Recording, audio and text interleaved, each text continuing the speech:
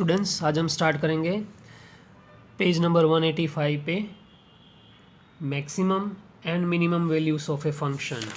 उसका topic start होता है पेज नंबर 183 से। पेज नंबर 183 से वो टॉपिक स्टार्ट होगा। क्लियर हुआ? Maximum and minimum values of a function और इलस्ट्रेशन है 185 पे। तो ये शुरुआत करें इससे पहले थोड़ी थियरी हम देख लेते हैं। सबसे पहले maximum and minimum values of a function किस तरह से पता चलेगा कि कोई भी question it is called function. जो भी क्वेश्चन होगा ना वो फंक्शन होता है, वो हमारा क्या होगा? फंक्शन होगा। कोई भी क्वेश्चन दिया हो इसमें तो किस तरह से पता चलेगा हमें कि जो फंक्शन दिया है वो मैक्सिमम है कि मिनिमम है? तो उसके लिए मैंने यहाँ पे थियरी लिखी है। सबसे पहले उसी से स्टार्ट करते हैं। The necessary conditions to be maximum. Maximum होने के लिए दो कंडीशन है। फर्स्ट डेरिवेटिव एफ यानी फंक्शन, वाई लिखा हो तो वो भी फंक्शन ही होगा, लेकिन वाई क्या है? ये एफ शॉर्ट होता है इसलिए मैंने यहाँ पे एफ लिखा, वरना इस तरह से वाई भी लिख सकते थे।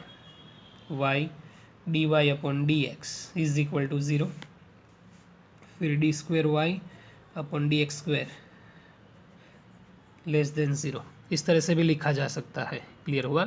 लेकिन ये दोनों एक ही हुआ। अब हम आगे बढ़ते हैं। क्वेश्चन में अगर f दिया हो तो f डैश, y दिया हो तो D Y upon D X, और सेकंड ऑर्डर डेरिवेटिव में D square Y upon D X square.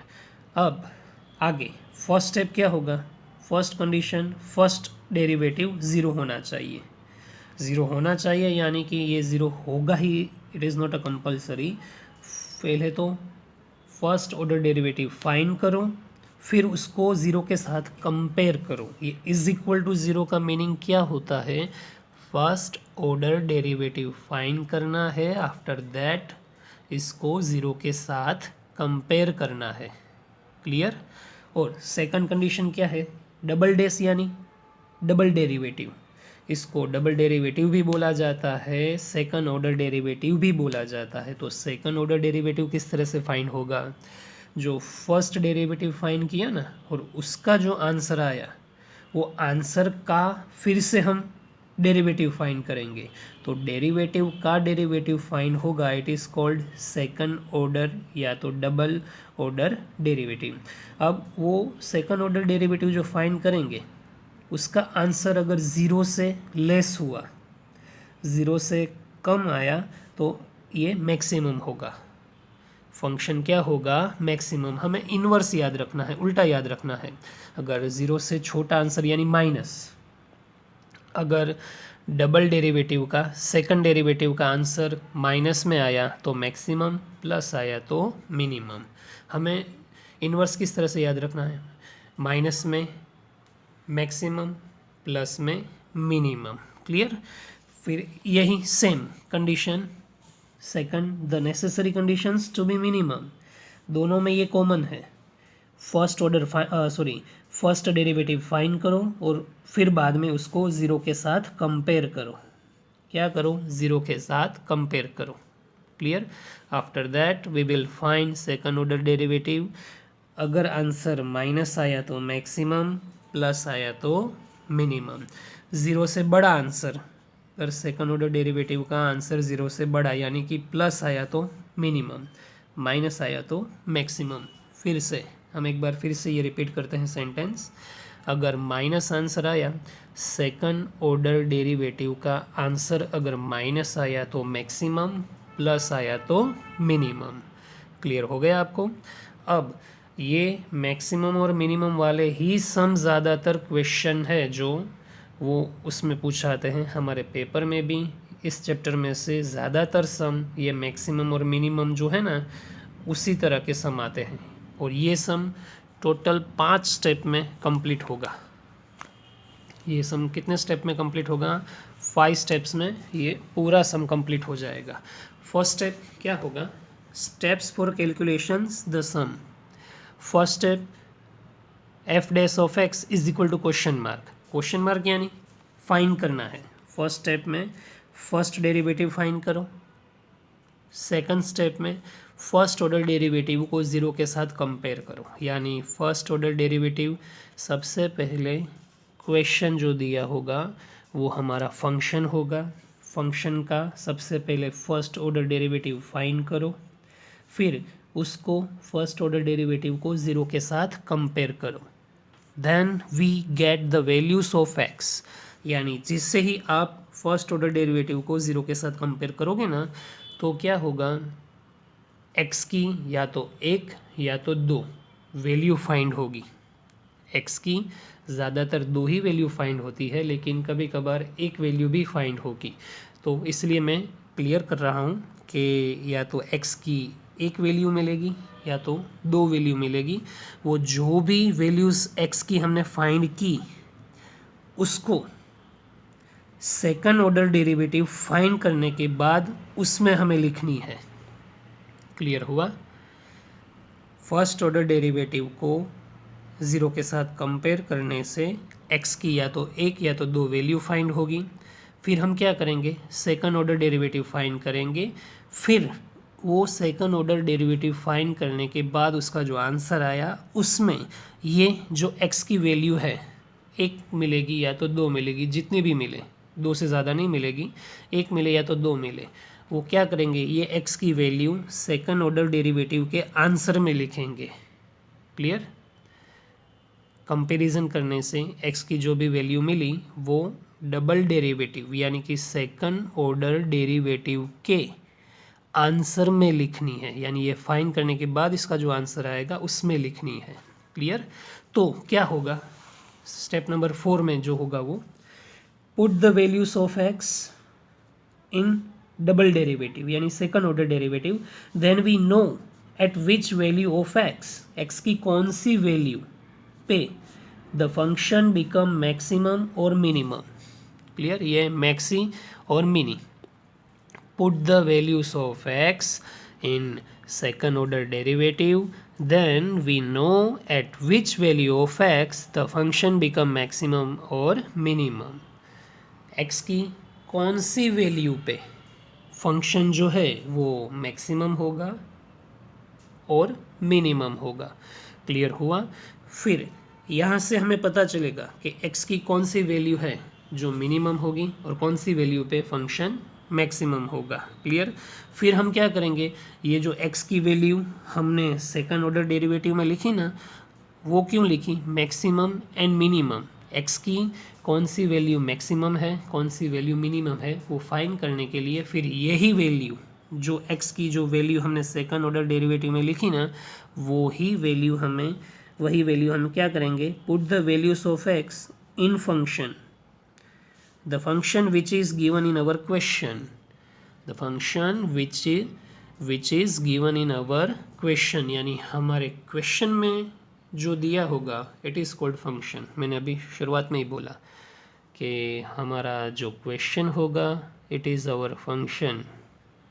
तो लास्ट में 5th स्टेप में हम क्या करेंगे, सिर्फ यहाँ पे तो पता चलेगा कि x की कौन सी वैल्यू पे फंक्शन मिनिमम होगा मैक्सिमम होगा। फिर हम क्या करेंगे, maximum and minimum value find करेंगे। ज़्यादातर 4 तक ही स्टेप आते हैं सब में, कभी कभार 5वें स्टेप में भी हम जा पाएंगे। क्यों? क्योंकि क्लियरली बोला हो ना कि find the values of function, तब जाके हम 5 नंबर का स्टेप अप्लाई करेंगे। अदरवाइज तो क्या होगा, find which the value of x the function become maximum और मिनिमम। इस तरह से बोलेंगे, x की कौन सी वैल्यू पे फंक्शन मिनिमम होगा या तो मैक्सिमम होगा, वो फाइंड करो। तो स्टेप नंबर 4 बात ख़त्म। लेकिन find the values and find the values of function, then we will apply the step number 5, put the values of x। यानी यहाँ पे जो x की वैल्यू है वो हम हमारे क्वेश्चन में लिखेंगे, तब हमें उसकी मैक्सिमम वैल्यू और मिनिमम वैल्यू फाइंड होगी, मैक्सिमम एंड मिनिमम वैल्यू मिलेगी। क्लियर हुआ? अब हम सम स्टार्ट करते हैं तो आपको क्लियरली पता चल जाएगा। Page number 185, some number illustration number 25। Illustration number 25, it is our question f of x is equal to 2x cube plus 3x square minus 12x minus 4।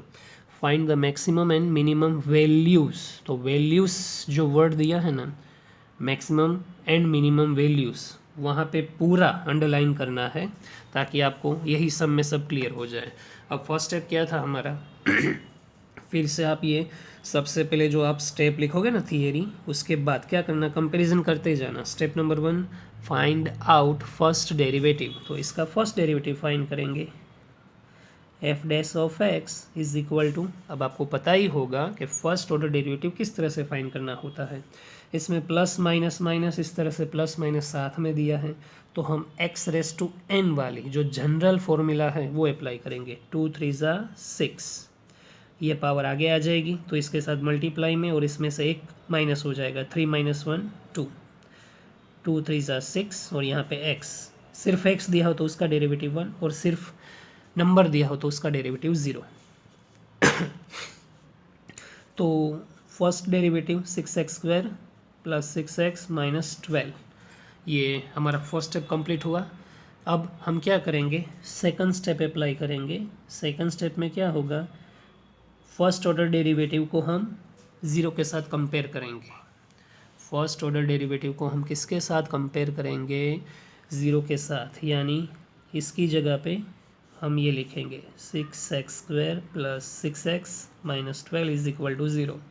तो इससे क्या होगा, ये फैक्टर निकाला जाएगा, फिर लास्ट में x की एक या तो दो वैल्यू फाइंड होगी। तो हम फिर से 10th में चले जाते हैं, क्योंकि ये पूरा चैप्टर और इस चैप्टर नंबर 4 जो लिमिट है वो भी पूरा मैथमेटिकली है। क्लियर। तो 3 टर्म्स दी हैं, 3 टर्म्स आर हियर। फर्स्ट क्या करेंगे, सब में जो कॉमन होगा वो हम निकाल लेंगे। 6 और यहाँ पे भी 6 होगा, यानी x² plus x minus 2 is equal to 0। तो 6 कॉमन ले लिया क्योंकि तीनों टर्म्स में 6 कॉमन निकलता है। फिर हम क्या करेंगे, 6 इसके साथ मल्टीप्लाई में है, वो राइट हैंड साइड लेके जाएंगे, यानी 0 के नीचे डिवीज़न में आ जाएगा। तो x² plus x minus 2 is equal to 0 divided 6। तो क्या बचेगा, x² plus x minus 2 is equal to 0।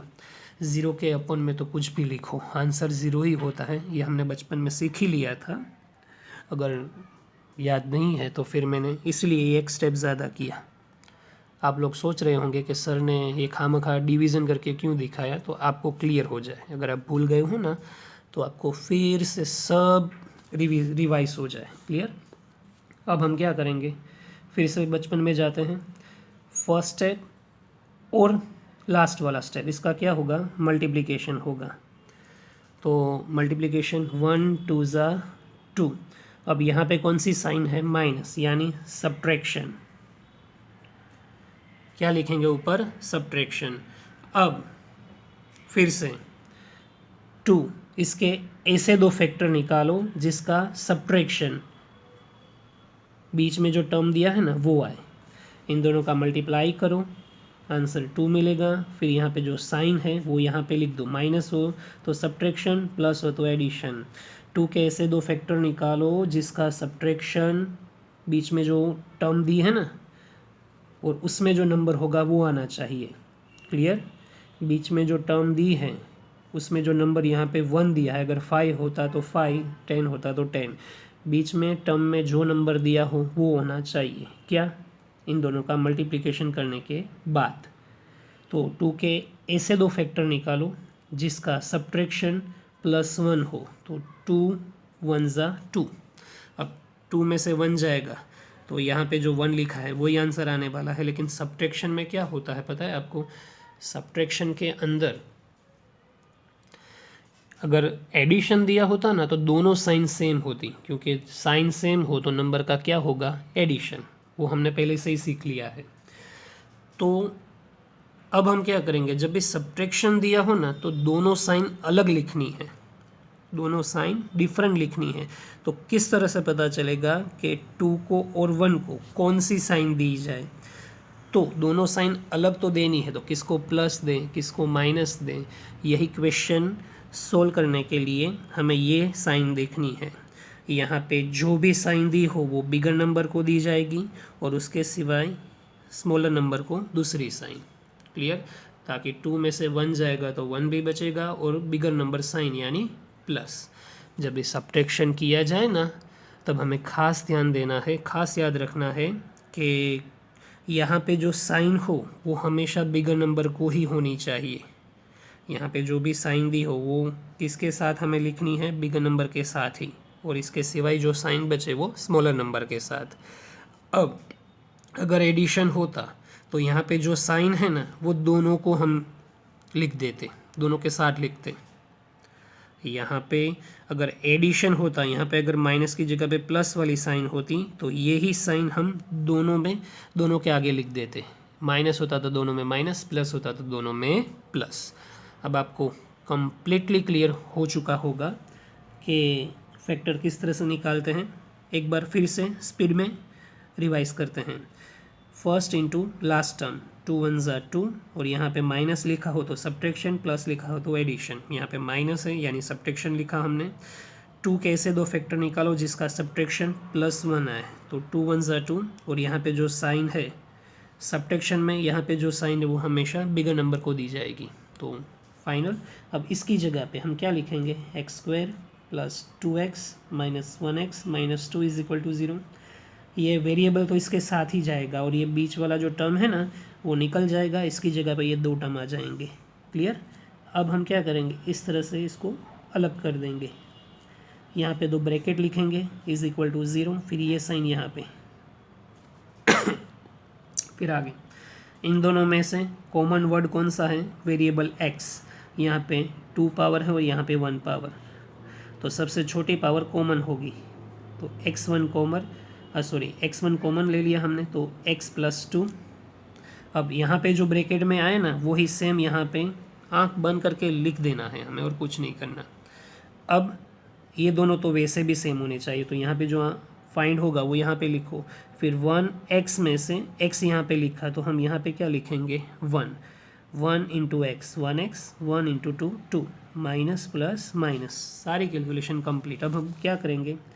जो सेम ब्रैकेट है ना वो 1 टाइम पहले लिख लेंगे, फिर बाद में दूसरी जो इन्फॉर्मेशन है x - 1 वो दूसरे ब्रैकेट में, कॉमन जो ब्रैकेट होगा वो एक बार लिखा जाएगा, फिर दूसरी जो इन्फॉर्मेशन है वो दूसरे ब्रैकेट में। अब कंपैरिजन होगी, किसकी कंपैरिजन? इसकी कंपैरिजन 0 के साथ, फिर इसकी कंपैरिजन 0 के साथ।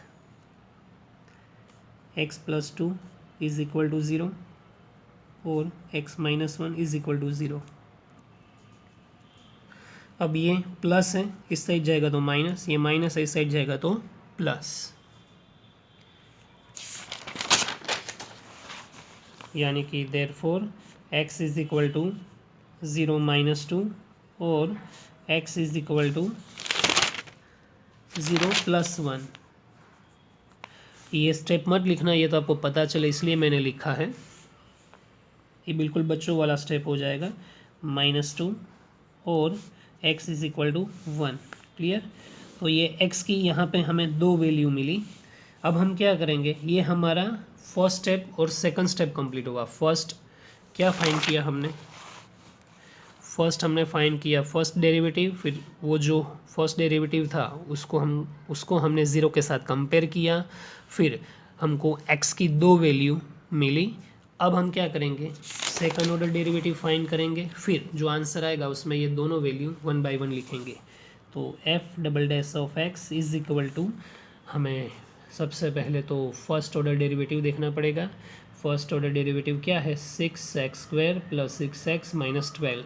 मैं यहाँ पे क्वेश्चन लिखता हूँ, आप जब भी एग्ज़ाम में कैलकुलेशन करो ना तो क्या करना? डायरेक्टली आप लिख देना। क्लियर? डायरेक्टली कैलकुलेशन से ही स्टार्ट करना। मैं क्वेश्चन फिर से फर्स्ट ऑर्डर डेरिवेटिव का लिख रहा हूँ, जो आंसर आया ना वो 6x² + 6x - 12। ये फर्स्ट ऑर्डर डेरिवेटिव का आंसर था, लेकिन आप यहाँ पे इसे लिखना मत, डायरेक्टली कैलकुलेशन कर देना। अब 6 2 = 12x, इसमें से 1 माइनस होगा तो 2 - 1 1, सिर्फ x दिया हो तो 1 और सिर्फ नंबर हो तो 0। 12x + 6।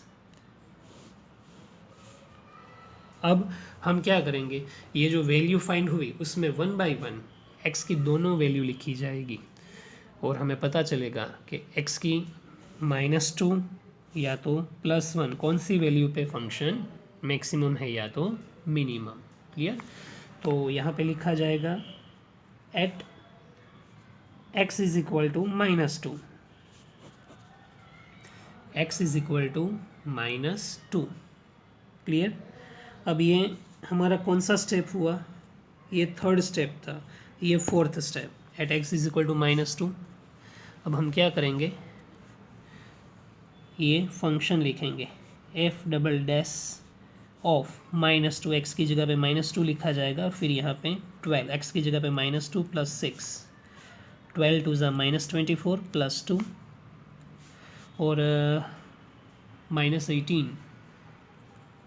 अब -18 क्या हुआ, वो 0 से छोटा हुआ, यानी इस तरह से हमें साइन भी करनी है लेस देन की।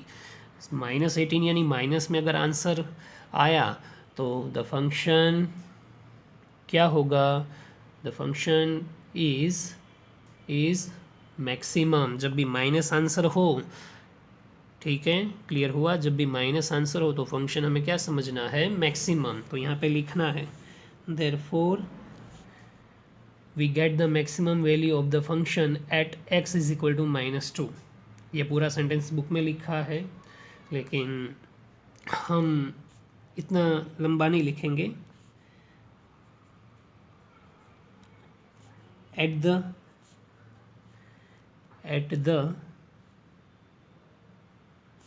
सिर्फ एट द नहीं लिखना है, sorry, at x is equal to -2, यानी x is equal to -2, x की -2 वैल्यू पे at x is equal to -2 the function become maximum, the function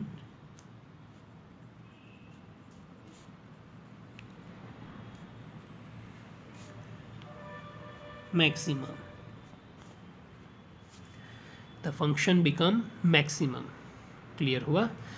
यानी बस इतनी ही लाइन लिखनी है, at x is equal to -2, x की -2 वैल्यू पे फंक्शन मैक्सिमम हुआ। किस लिए, क्यों, किस तरह से पता चला, क्योंकि ये माइनस आंसर आया। अब इसी तरह से at x is equal to 1, तो उसमें भी यही procedure, therefore f double dash of 1 is equal to 12, x की जगह पे 1 6, 12 + 6 मीन्स 18।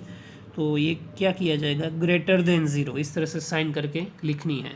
तो आंसर प्लस में आया तो minimum, therefore at x is equal to 1 + 1 the function become minimum. Clear. तो ये हमारा फोर्थ स्टेप कंप्लीट हुआ। सिर्फ ऐसा बोले ना, the find out the function maximum and minimum, वहाँ तक की अगर बोला हो तो ये यहाँ पे ख़त्म हो जाएगा। क्लियर। ये दोनों फाइंड कर लिए, लेकिन वैल्यूज़ दिया है तो हम क्या करेंगे, अब हमारा मेन आंसर चालू होगा। हम यही दो वैल्यू हमारे मेन क्वेश्चन में जो फंक्शन दिया है उसमें लिखेंगे। तो स्टेप नंबर 5 अब स्टार्ट होगा। एफ ऑफ एक्स, ना डायरेक्टली ये निकाल देते हैं, इतना लंबा नहीं लिखना। हम क्या करेंगे, minimum value of F of x, minimum value of F of x. अब x इज इक्वल टू 1, तब मिनिमम था। क्लियर। तो हम क्या करेंगे, देयरफॉर पूरा function f of x is equal to 2x³ then after plus 3x² minus 12x minus 4. Now we put the value of x, f of 1.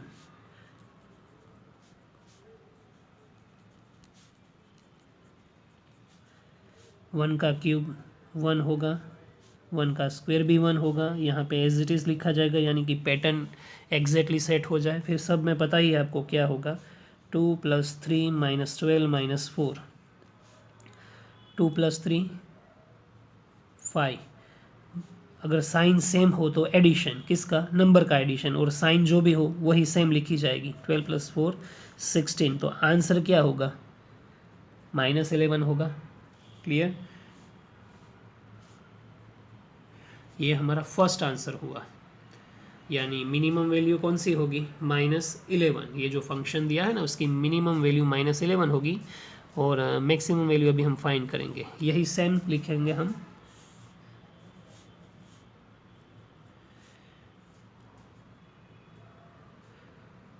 Maximum value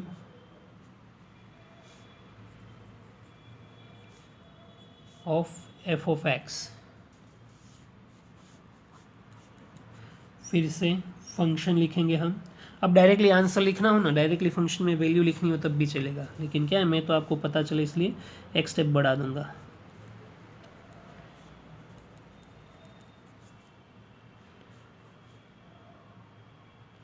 x हमने ऊपर लिखा नहीं, यहाँ पे लिखा था x इज इक्वल टू 1, वो मैं भूल गया, कोई बात नहीं। आप यहाँ पे इसी तरह से सेम लिख देना, x इज इक्वल टू, यहाँ पे 1 लिखा है, इसी तरह से यहाँ पे लिख देना पहले x इज इक्वल टू -2।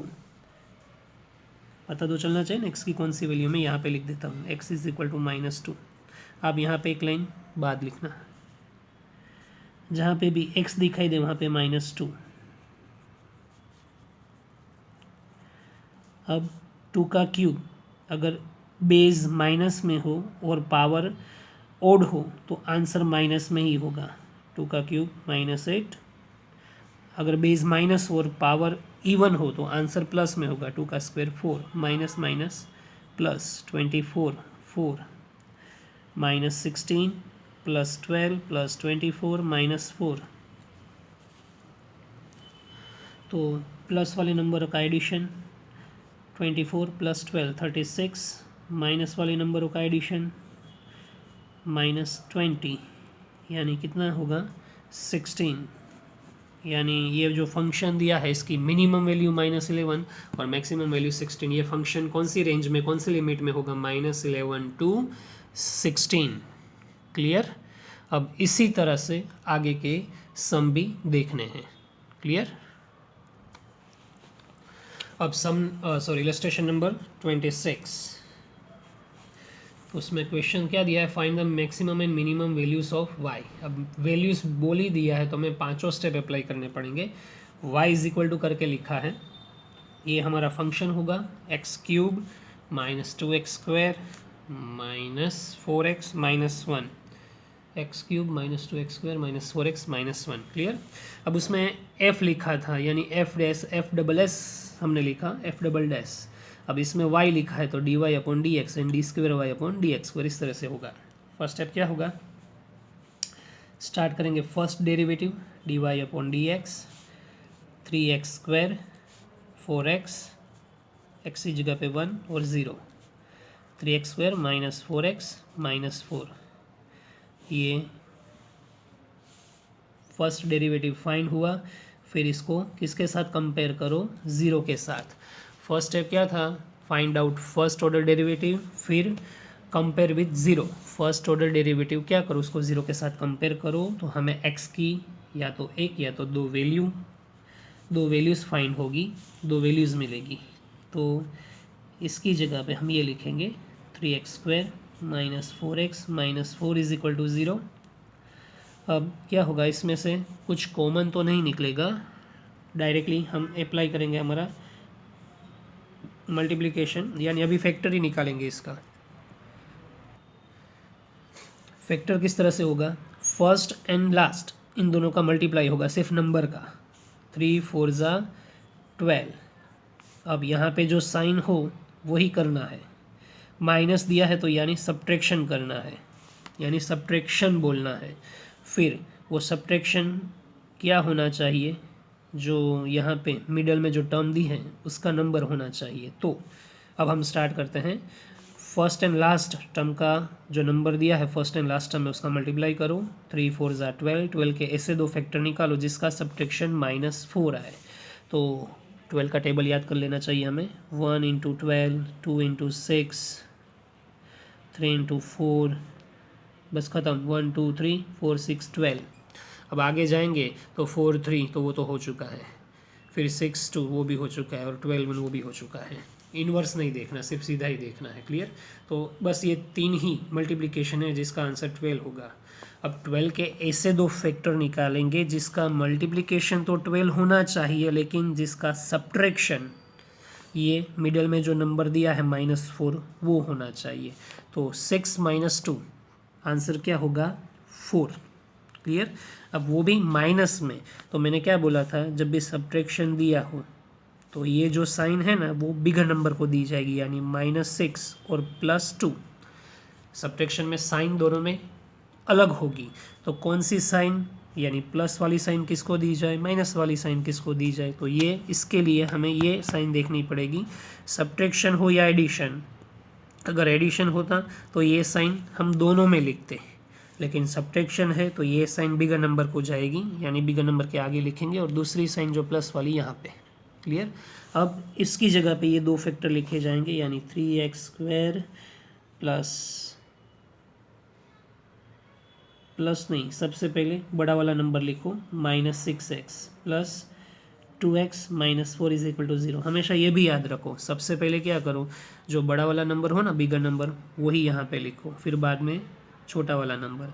अगर फिर भी अगर फैक्टर में प्रॉब्लम हो तो फिर ये जगह चेंज कर दो, जगह चेंज की जा सकती है। सेकंड वाला फर्स्ट लिख दो, फर्स्ट वाला सेकंड लिख दो। क्लियर?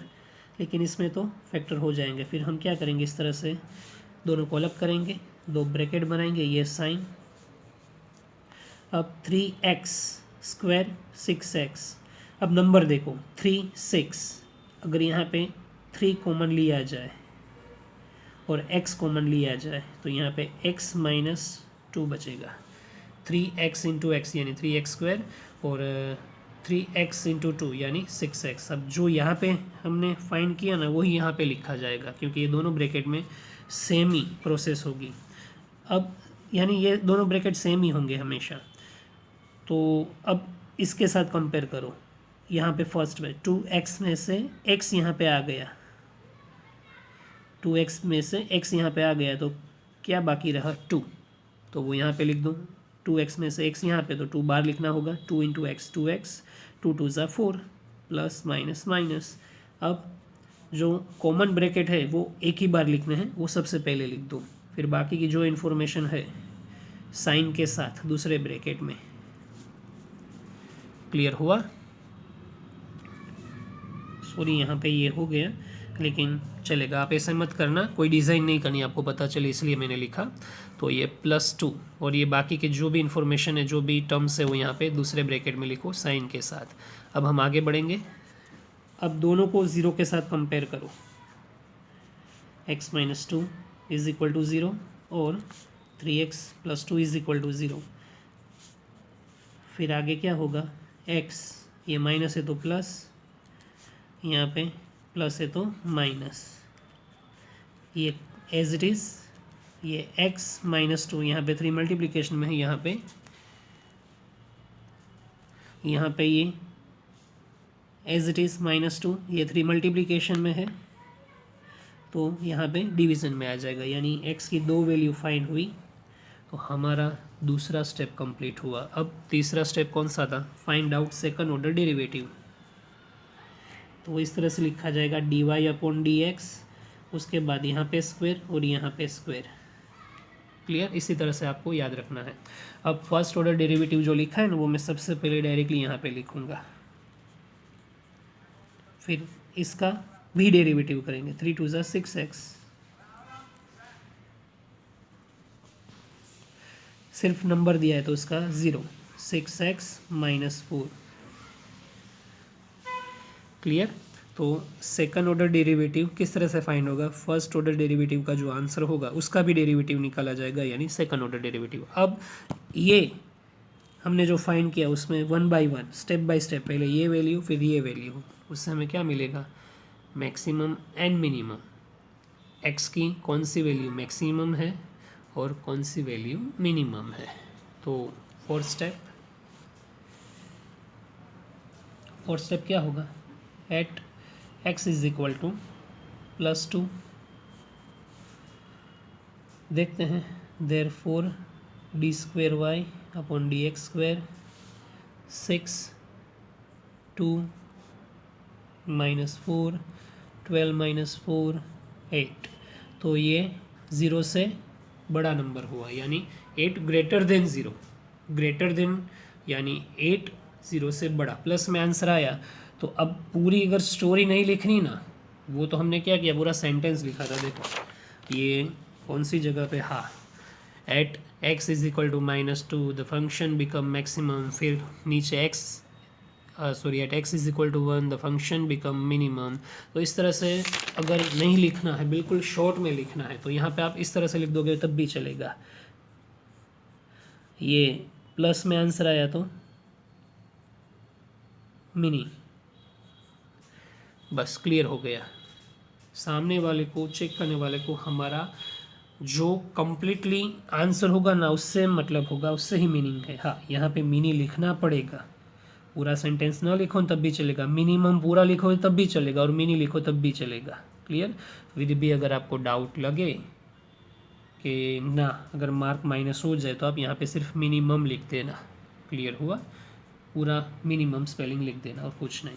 फिर हम आगे बढ़ते हैं। At x is equal to -2/3, therefore d square y upon dx square is equal to 6 -2/3 -4 2 2 2 ज़ा -4 -4 -8 0 से छोटा, यानी मैक्सिमम। क्लियर, बस इतना ही लिखो, बात ख़त्म। मैक्सिमम हो गया। अब पता चल गया 2 पे x की 2 वैल्यू थी तब फंक्शन मिनिमम था, और -2/3 पे मैक्सिमम था। तो बस अब 5 नंबर का स्टेप अप्लाई कर दो। Maximum value of function y, sorry पहले मिनिमम ही लिखना, minimum value of function y। तो पूरा क्वेश्चन उसी तरह से हम लिख देंगे। y is equal to x³ -2x² -4x -1। अब क्या करेंगे, डायरेक्ट वैल्यू ही लिखो। मिनिमम कौन सी वैल्यू पे थी, x इज इक्वल टू 2। तो देखो मैंने फिर से यहाँ पे गलती कर दी, x इज इक्वल टू यहाँ पे 2 कंपलसरी लिखना, ताकि आपको क्लियर हो जाए। Clear, putting x is equal to 2, क्या लिखना, putting x is equal to 2। मैं इसके बाद में आपको क्लियरली समझाता हूँ। 2 का क्यूब, 2 का स्क्वायर, 2 -1, 2 का क्यूब 8, 2 का स्क्वायर 4 2 ज़ा 8, 4 2 ज़ा 8 -1। अब ये एक तो कट हो जाएगा, -8 -1 तो -9। ये हमारा आंसर हुआ मिनिमम का।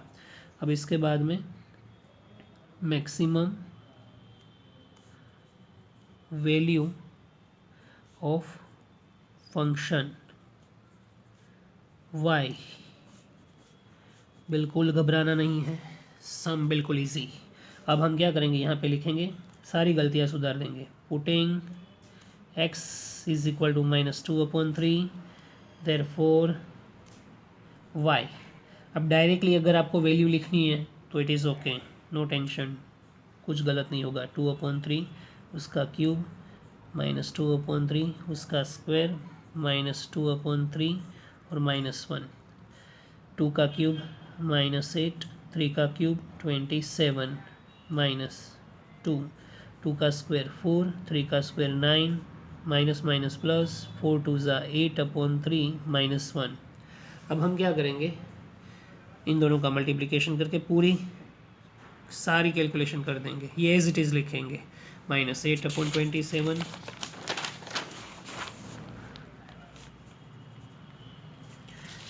फिर कौन सा था, -2 4 ज़ा 8 -8/9 +8/3 -1 +8/3 -1। क्लियर। तो अब -8/27 क्या करेंगे, हम सब में एलसीएम लेंगे। 9 3 ज़ा 27, यहाँ पे भी 3, इंटू क्या करेंगे हम, इसमें भी एलसीएम ही ले लेते हैं ना ताकि क्लियर हो जाए। क्लियर, तो इंटू नाइन और इसमें कम्प्लीटली 27 ही लेना पड़ेगा। तो 8 3 ज़ा 24, 27, 72 27 माइनस 27 27, तो 27 कॉमन हो गया तो 1 टाइम लिखा जाएगा। फिर -8 माइनस 24 प्लस 72 माइनस 27, इस तरह से लिखोगे तब भी चलेगा, अदरवाइज इस तरह से अगर कट हो तब भी चलेगा। क्लियर, लेकिन होना भी तो चाहिए ना। क्लियर हुआ आपको? तो 24 दोनों माइनस में, ये तीनों माइनस में, तो इन तीनों का addition 24 plus 27 plus 8, 4 plus 7 11 plus 8 19, 2 plus 2 4 plus 1 5, यानी -59 और प्लस 72 डिवाइडेड 27। अब इन दोनों का सब्ट्रैक्शन, 72 माइनस 59, 12 माइनस 9 3, यहाँ पे 6 माइनस 5 1 मीन्स प्लस में आंसर होगा प्लस 13 डिवाइडेड 27। ये हमारा आंसर हो गया। पता चला मिनिमम वैल्यू -9 और मैक्सिमम वैल्यू +13 डिवाइडेड 27। तो हमारा जो मेन पार्ट था वो क्लियर हो गया। अब हम आगे बढ़ेंगे दूसरी मेथड पे। क्लियर हुआ? ये हमारा जो मेन ये चैप्टर के अंदर जो था ना, यही पॉइंट था, मैक्सिमम और मिनिमम वाले सम। बाकी सब तो इजी है। अब ये खास ध्यान देना है क्योंकि आगे भी जो सम आने वाले हैं उसमें भी यही होगा। क्लियर? स्टूडेंट्स, अब हम स्टार्ट करेंगे हमारा आगे का point, marginal income and marginal cost, page number 187। अब उसमें सबसे पहले आर यानी revenue, revenue means income. R का फॉर्मूला क्या होगा, x into p. R means income, revenue, यहाँ पे हम रेवेन्यू ही लिखेंगे और क्वेश्चन में भी रेवेन्यू ही दिया होगा। एक्स यानी यूनिट्स और पी यानी price. Marginal revenue d r upon D x, marginal cost d c upon D x. Clear? अब हम आगे बढ़ेंगे किस तरह से। सबसे पहले देखेंगे हम कि मार्जिनल रेवेन्यू फाइंड होगा। तो स्टेप नंबर 1, सबसे पहले ये आर यानी मार्जिनल रेवेन्यू का फंक्शन होगा, क्योंकि क्वेश्चन के अंदर अगर यूनिट्स या तो प्राइस दोनों में से एक दिया हो तो हम क्या करेंगे, सबसे पहले वो फंक्शन फाइंड करेंगे। रेवेन्यू वाले सम में क्या होगा कि एक्स की वैल्यू दी होगी या पी यानी प्राइस दिया होगा, प्राइस फंक्शन या तो एक्स फंक्शन दिया होगा, उस पर से हम सबसे पहले रेवेन्यू फाइंड करेंगे। ये रेवेन्यू फाइंड होगा ना, यानी हमारा क्वेश्चन फाइंड होगा। क्लियर? क्वेश्चन क्या करो, फाइंड करो, उसके बाद मार्जिनल रेवेन्यू यानी D r upon D x find करो। सबसे पहले अगर एक्स या तो पी दिया हो तो इन दोनों का इनटू करके हम क्या करेंगे, हमारा क्वेश्चन यानी फंक्शन फाइंड करेंगे, फिर उसका डेरिवेटिव निकालेंगे। फिर क्या करेंगे, उस डेरिवेटिव में put the value of x and find out M R. ये एक्स की वैल्यू हम कहाँ पे लिखेंगे, d r upon D x के फंक्शन में। D r upon D x जो हमें मिलेगा उसमें जहाँ पे एक्स होगा वहाँ पे हम वैल्यू लिखेंगे, फिर हमें मार्जिनल रेवेन्यू मिल जाएगी। क्लियर? तो 3 स्टेप में ये सम क्लियर होगा। अगर आर दिया हो तो डायरेक्ट ये 2 स्टेप, अगर आर ना दिया हो तो ये 3 स्टेप में सम कंप्लीट। और इसी तरह से मार्जिनल कॉस्ट के अंदर हम किस तरह से अप्लाई करेंगे, मार्जिनल कॉस्ट में कॉस्ट फंक्शन तो दे दिया होगा। तो स्टेप नंबर 1 क्या होगा, marginal cost is equal to d r upon D x, यानी ये मार्जिनल कॉस्ट उसका डेरिवेटिव फाइंड करो। फिर after that put the value of x into the d r upon D x, यानी इसमें जो हमें आंसर मिलेगा उसमें हम क्या करेंगे, एक्स की वैल्यू लिखेंगे and find out marginal cost.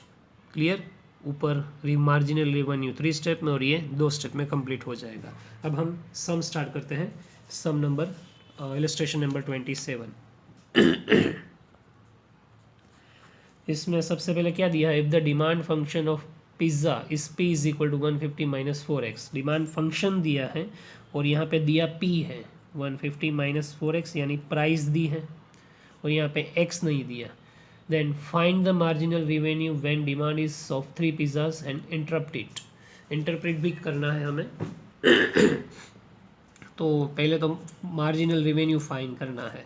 तो किस तरह से फाइंड होगा, जब भी सिर्फ x या तो इस तरह से P दिया हो ना, तो हमें फर्स्ट स्टेप क्या करना है, क्वेश्चन फाइंड करना है, यानी ये मार्जिनल जो रिवेन्यू है उसका क्वेश्चन, ये रिवेन्यू फंक्शन होगा, it is called revenue function. किस तरह से फाइंड होगा, x इंटू पी, और x into P 150 minus 4x 150x minus 4x square. तो ये हमारा फंक्शन हो गया यानी क्वेश्चन। अब क्या करेंगे, सेकंड स्टेप इसका हम डेरिवेटिव निकालेंगे dr/dx, क्लियर, क्योंकि इसमें x तो है ही। तो सेकंड क्या किया जाएगा, marginal revenue dr/dx is equal to, जो क्वेश्चन होगा सबसे पहले मैं वही लिख लेता हूँ ताकि आपको क्लियर हो जाए। अब इसका डेरिवेटिव 150, यहाँ पे 1 और 8x यानी 150 माइनस 8x, क्लियर। ये मार्जिनल रिवेन्यू हो गया, इसका डेरिवेटिव फाइंड करना है। मार्जिनल रिवेन्यू फाइंड करने के लिए हम क्या करेंगे, रिवेन्यू का डेरिवेटिव फाइंड करेंगे। Derivative of revenue with respect to x, derivative of revenue with respect to x। अब हम क्या करेंगे, x की वैल्यू लिखेंगे, यहाँ पे x की वैल्यू दी है, मार्जिनल रिवेन्यू तो फाइंड हो गया। अब हम क्या करेंगे, मार्जिनल रिवेन्यू वैल्यू फाइंड करेंगे when demand is of 3 pizzas and interpret it. तो अब x is equal to 3, clear, putting x is equal to 3।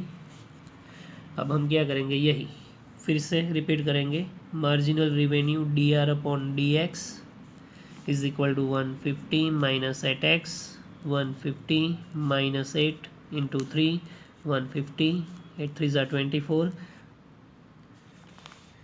अब क्या होगा, 126,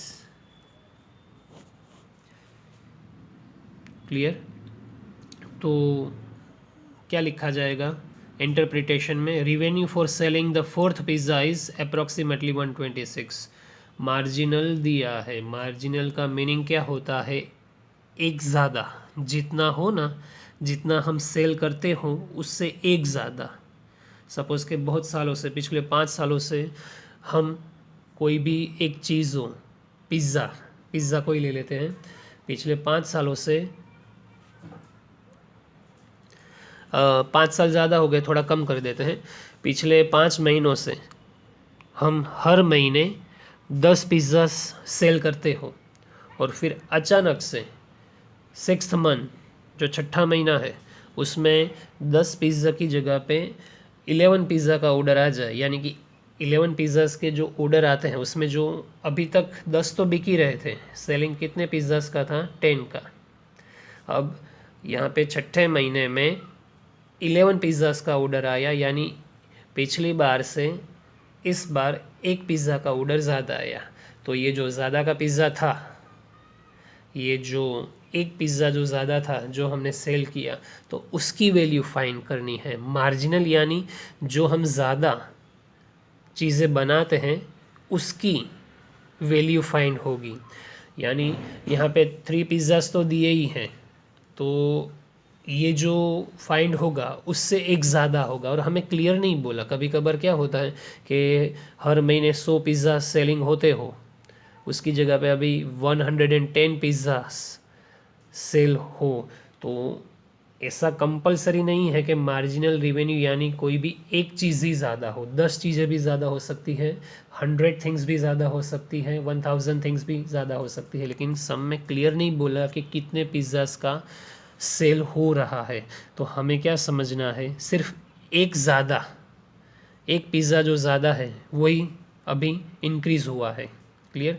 3 पिज़्ज़ास तो हमने सेलिंग करते ही थे, तो अभी जो आंसर हुआ वो 4th पिज़्ज़ा का होगा, उससे एक ज़्यादा, यानी उसमें एक सिर्फ ऐड करके ही आंसर लिखना है। तो किस तरह से इंटरप्रिटेशन करेंगे, मार्जिनल यानी एक ज़्यादा, यहाँ पे 3 पिज़्ज़ास तो दिए हैं, तो उससे एक ज़्यादा उसमें एक ऐड कर देंगे तो कौन सा नंबर होगा, 4। तो नीचे देखो लिखा है इंटरप्रिटेशन में, revenue for selling the fourth pizza is approximately 126, यानी 3 पिज़्ज़ा तो जितने थे उतने, लेकिन फोर्थ पिज़्ज़ा उससे एक पिज़्ज़ा अगर हमने ज़्यादा बेचा तो उसकी अप्रॉक्सीमेटली प्राइस कितनी होगी, 126। यानी सम के अंदर जब भी x3 दिया हो तो नीचे इंटरप्रिटेशन में हमें एक बढ़ा के लिखना है, 1 ऐड करके। 3 लिखा हो तो 4, अगर 6 लिखा हो तो 7, 9 लिखा हो तो 10, 7 दिया हो तो 8, इसी तरह से हमें लिखना है। क्लियर? इसलिए मार्जिनल का मीनिंग क्या हुआ, एक ज़्यादा।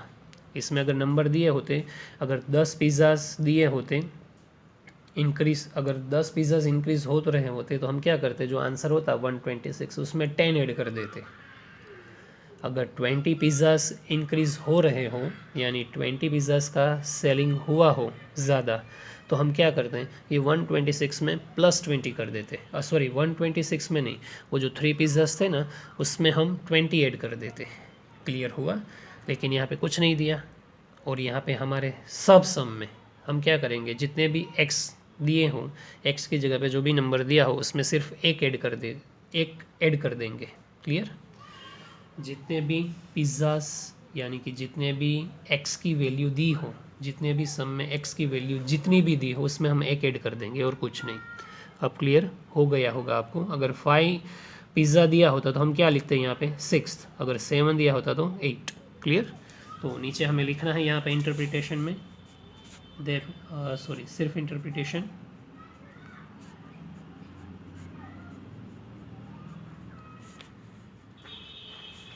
revenue for selling the fourth pizza is approximately 126.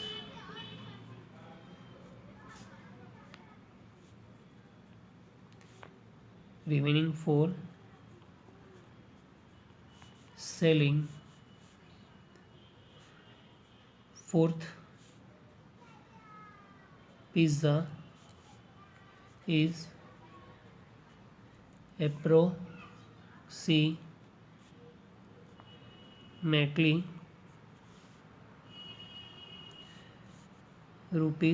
₹126।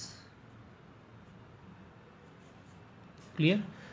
हमारा सम कंप्लीटली क्लियर हो गया। आपको पता भी चल गया होगा, जो भी जितना भी नंबर दिया हो ना x की जगह पे उससे एक ऐड कर दो, बस और कुछ नहीं।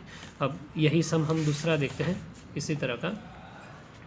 इलस्ट्रेशन नंबर 28, उसमें क्या दिया है, the demand function of a commodities x is equal to 50 minus p divided 2, find the marginal revenue when the price is 30। इसमें प्राइस दिया है तो इसमें हमें x फाइंड करना पड़ेगा और कुछ नहीं। तो सबसे पहले तो हम क्या करेंगे, इसको p में कन्वर्ट करेंगे। x तो दिया है लेकिन हमें दूसरा p भी तो चाहिए ना, तो p में डिमांड फंक्शन जो दिया है ना x, उसको हम p में किस तरह से कन्वर्ट करेंगे, यहाँ से स्टार्ट होगा। Therefore x is equal to 50 minus p divided 2, ये मल्टीप्लिकेशन में यानी 2x is equal to 50 minus p, और ये इस साइड और ये इस साइड। क्लियर? जगह चेंज, यानी p is equal to 50 minus 2x। तो ये हमने प्राइस फाइंड की। बस अब हमारा फर्स्ट स्टेप स्टार्ट होगा। x दिया था, अगर x भी डायरेक्ट लिख लेते ना हम तब भी चलता, p इंटू एक्स, और x की जगह पे हम क्या लिख लेते, ये वैल्यू लिख लेते। लेकिन इससे ज़्यादा हम एक स्टेप में एक मेथड में ही आगे बढ़ेंगे, कोई भी चीज़ हो उसको p में कन्वर्ट कर दो। क्लियर? अब हम क्वेश्चन फाइंड करेंगे, revenue function x into P, x सिर्फ x लिखना है, x की जगह पे ये पूरा जो फॉर्मेट दिया था ना वो नहीं लिखना। क्लियर? क्योंकि x को हमने किस में कन्वर्ट कर दिया, p में कन्वर्ट कर दिया। तो हम p लिखेंगे, p की जगह पे जो हमने फाइंड किया p, वो x पर से हमने जो p फाइंड किया उसके बाद x पूरा ख़त्म हो जाएगा। x की जगह पे क्या लिखा जाएगा, सिर्फ x, और x पर से हमने p फाइंड किया तो p की जगह पे ये पूरा 50x माइनस 2x स्क्वायर। क्यों? क्योंकि इसको x में तो कन्वर्ट करना है। अगर p में कन्वर्ट कर देते हैं ना हम, तो क्या होगा, पूरा कैंसिल हो जाएगा सब। क्लियर? यहाँ पे x कंपलसरी होना चाहिए। अब हम क्या फाइंड करेंगे, dr/dx। तो 50 1 2 2 ज़ा 4x, 50 माइनस 4x, ये dr/dx फाइंड हुआ। अब हम क्या करेंगे, वैल्यू तो लिखनी पड़ेगी, लेकिन सबसे पहले x भी तो फाइंड करना पड़ेगा। तो किस तरह से फाइंड होगा, ये x स्टेप इंक्रीज हो जाएगा, यानी ये हमारे कॉमन स्टेप हैं। पहले x इंटू पी, फिर dr/dx, ये सिर्फ x फाइंड करने के लिए। p की वैल्यू क्या दी है, नीचे देखो सेकंड लाइन में, व्हेन प्राइस इज 30, तो यहाँ पे 30 लिखो, 2 लिखो, 50 माइनस 30 20 डिवाइडेड 2 यानी 10, तो x 10 हो गया। तो हम नीचे इंटरप्रिटेशन में क्या लिखेंगे, 11th लिखेंगे, क्योंकि मार्जिनल है, और इसमें भी इंटरप्रिटेशन में 11th लिखा है। 29 नंबर के सामने सेकंड लाइन में लास्ट में 50 यूनिट्स, यानी आंसर में इंटरप्रिटेशन में हम क्या करेंगे, 51। क्लियर। अब बस आगे बढ़ते हैं। Putting x is equal to 10, और डायरेक्टली वही marginal revenue dr/dx is equal to 50 minus 4x की जगह पे 10, 50 माइनस 40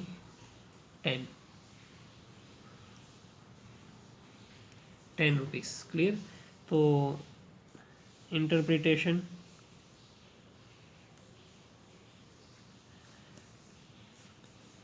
क्या होगा, revenue for selling the 11th unit, revenue for selling the 10 है ना, x की जगह पे क्या लिखा हमने 10, तो यहाँ पे क्या हो जाएगा 11th unit is approximately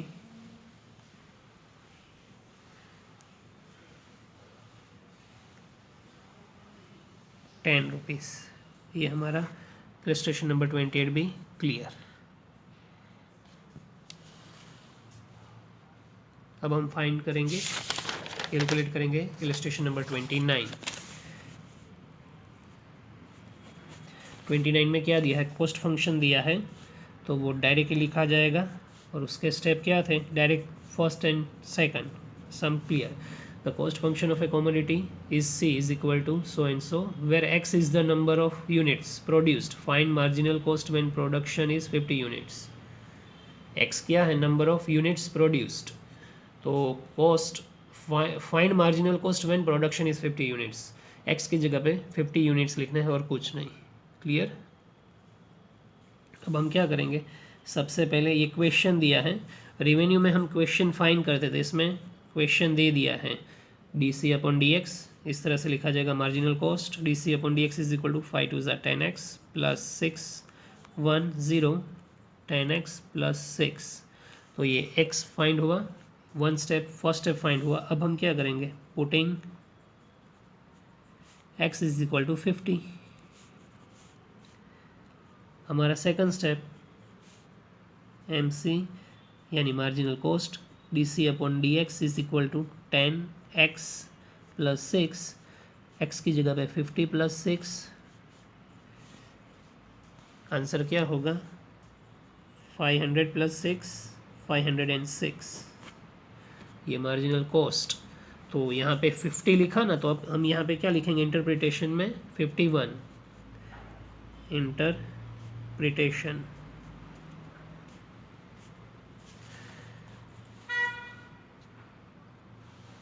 आगे the cost of production, the cost of producing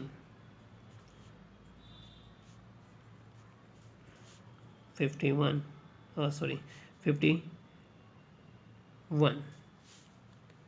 unit is approximately